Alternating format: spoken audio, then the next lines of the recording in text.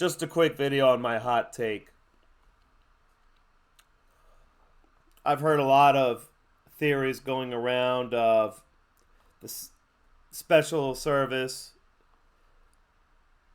not maybe being letting this attacker get in and letting this attacker, this assailant, shoot at the former President Trump. And I just wanted to address this. And there's a lot of things that this stems from. Strange things happen in life, as we just saw last Saturday. Life is generally stranger than fiction. And the sequence of events that happened on Saturday are a sequence that even the greatest screenwriter couldn't have put together in such a fashion. Because theater and cinema serves the purpose of simplifying reality, making reality in many ways more digestible, creating a simple plot that can be easily followed with simple one-dimensional or maybe two-dimensional characters that are caricatures of real-life people. You have the evil villain, you have the hero. In reality, very few people actually match these sorts of characteristics.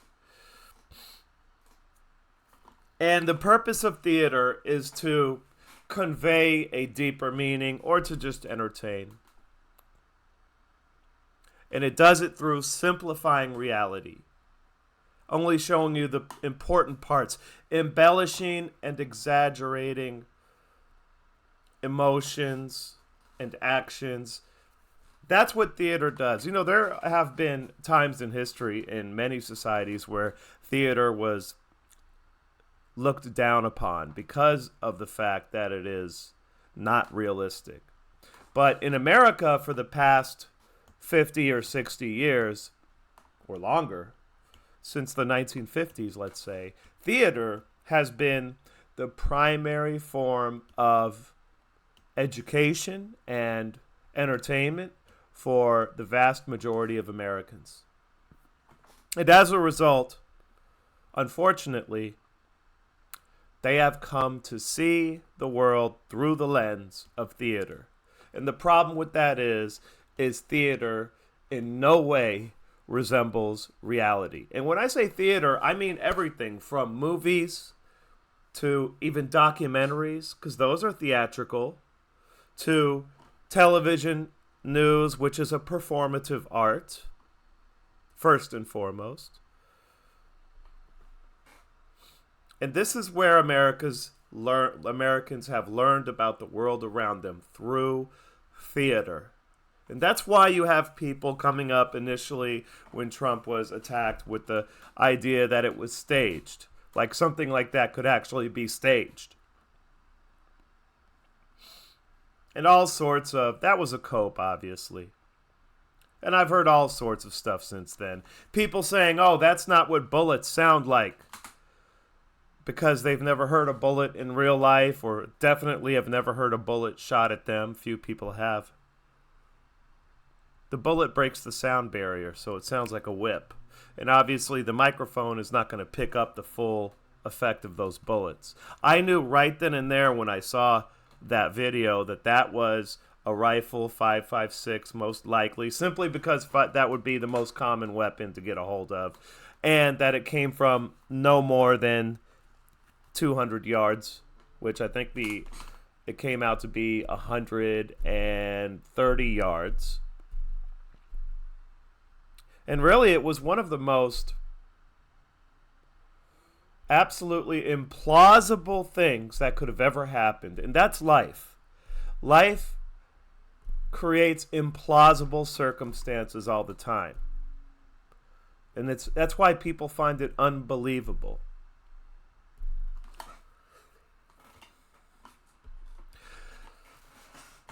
I wanted to go over another assassination just to drill that point home.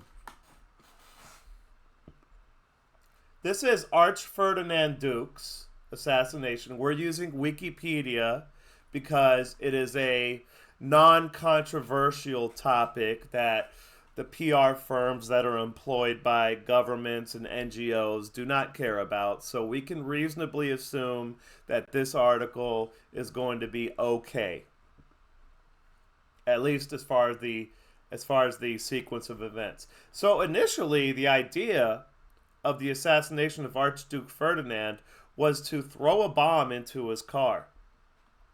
And what ended up happening is multiple assassins. You had some guys with guns and some guys with bombs.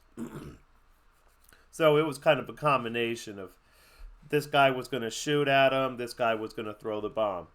There was like 4 or 5 guys involved. I'm not going to get into details, but I just want to talk about the implausible circumstances. So the car passes by, and here we go, a nice little thing here. A car passes by. The bomb is thrown right here. The bomb, Archduke Ferdinand was the 3rd car in the motorcade. The bomb bounces off of the back of the car. It goes behind Archduke Ferdinand's car and under the next car and blows up that car and hurts the people in that car. Immediately, they go, I don't know if it's on here. Yeah, they end up going all the way down here. So basically, that was a flub right there. They end up continuing down the motorcade all the way to Sarajevo Town Hall. And Archduke Ferdinand's in there with a bunch of people, and they're debating what they're going to do next. And they decided, Archduke Ferdinand said, I want to go to the hospital to see the soldiers that were just hurt. The people that were just hurt in the car that got bombed. So, of course, there was a debate there, and they decided to do it. Now, here's the interesting thing. One of the assassins, the one that ended up killing Archduke Ferdinand, he said, okay, I'm going to go right here to the Latin Bridge area.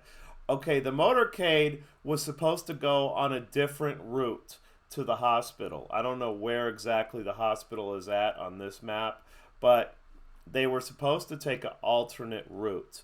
But the order to take the alternate route never got to the driver. So the driver just ends up taking the same route back. They were going to cross this bridge, I guess. And that's where the assassin got him. Because one of the guys that was supposed to be a driver got hurt, right? So they had to get replacement drivers. The guy said, one of the officers said, hey, take a different route, go over here. Instead of going down here, go across this bridge, and we're going to go to the hospital, wherever the hospital was at. Maybe the hospital was over here. Instead, they screwed it up. The drivers didn't know. Even while they're driving, one of the officers is yelling at the guy, like right around here, and saying, hey, you were supposed to go the other way. But the guy in the car in front doesn't hear him, and he continues driving. And this is where Archduke Ferdinand was shot. They were supposed to take a different route. So these crazy things happen all the time. They've happened in history many times. And think about how impactful the assassination of Archduke Ferdinand was.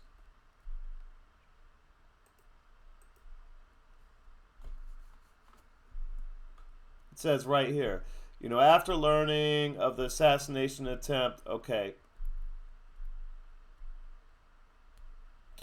So Principe went to the bridge.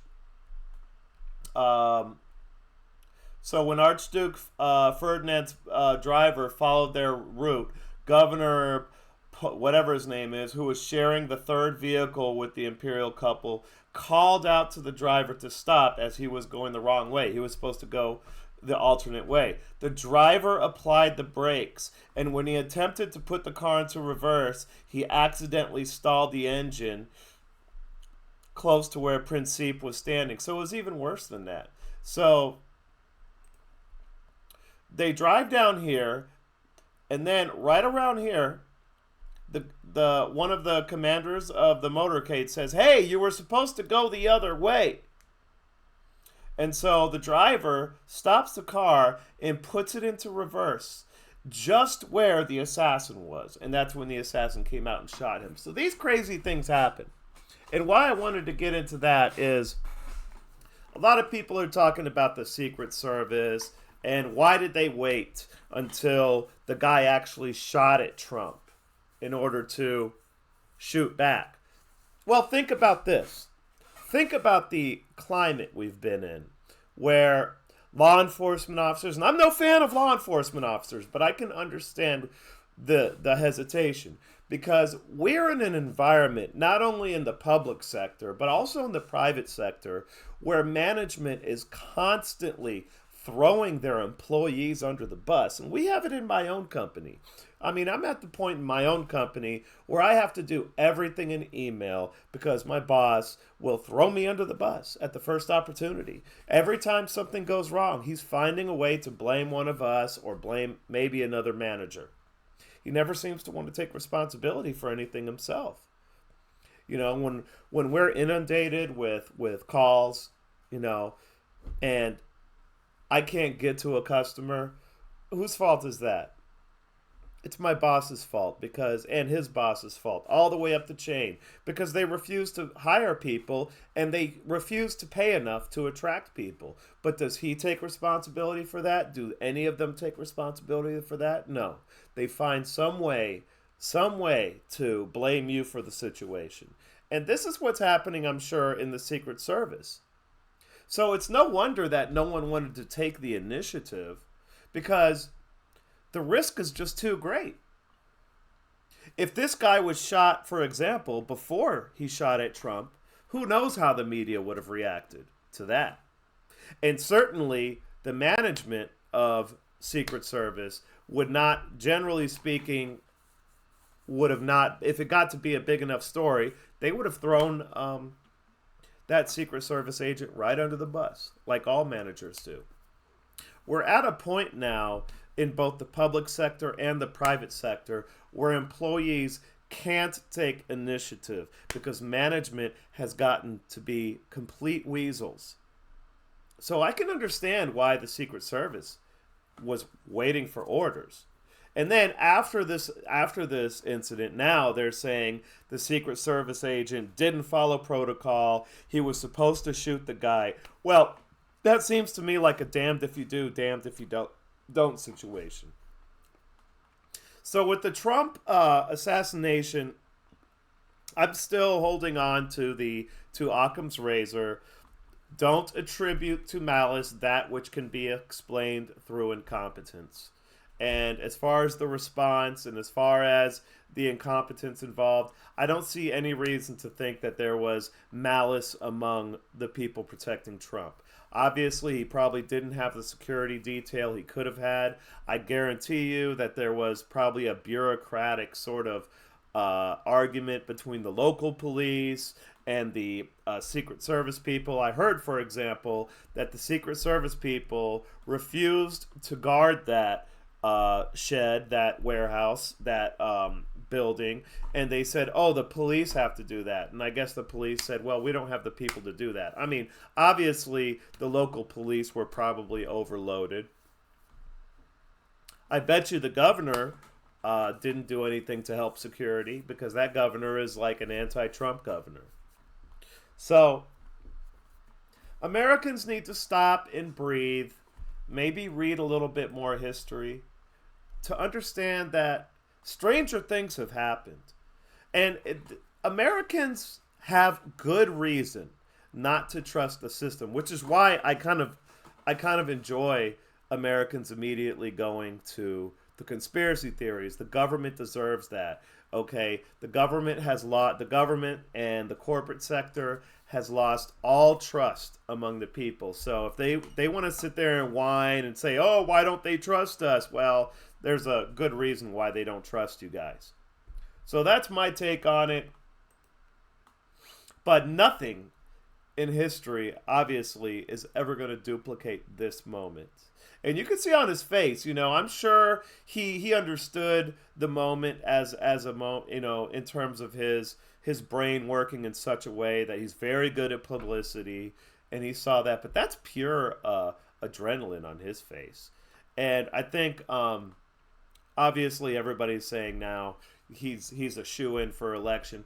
This is what that's real man shit right there. Most people would have been crawling on the floor crying after that happened. And look at this guy. Pretty amazing. Like I said before many times, not a Trump fan. I don't think he's going to be able to fix the deep seated issues and the cultural malaise in this country. I think that the mandate of heaven has been lost and we're heading to decentralization no matter what. And I like that idea, actually. But yeah, that's my take on it. I am out.